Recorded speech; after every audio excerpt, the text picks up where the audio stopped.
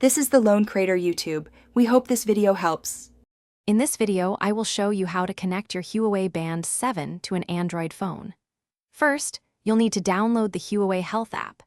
It's best to get it directly from the Huawei App Gallery or their official website for the most up-to-date version. Make sure your Android phone's Bluetooth is enabled and your Band 7 is fully charged and powered on. These initial steps are crucial for a smooth setup. Once you've located the Huawei Health app, either through the App Gallery or by scanning a QR code from your band's manual, proceed with the download. After the download is complete, install the application on your Android phone. During installation, the app will request several permissions. Please grant them all to ensure full functionality and data synchronization between your band and phone. With the app installed, open Huawei Health and go to the Devices tab, usually found at the bottom.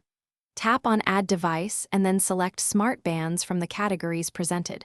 Your phone will then search for nearby Huawei bands. Once your Huawei Band 7 appears in the list, tap on it to begin the pairing process.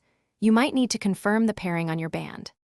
After selecting your band, a pairing request will appear on both your phone and the Huawei Band 7. Confirm this request on both devices to establish the connection.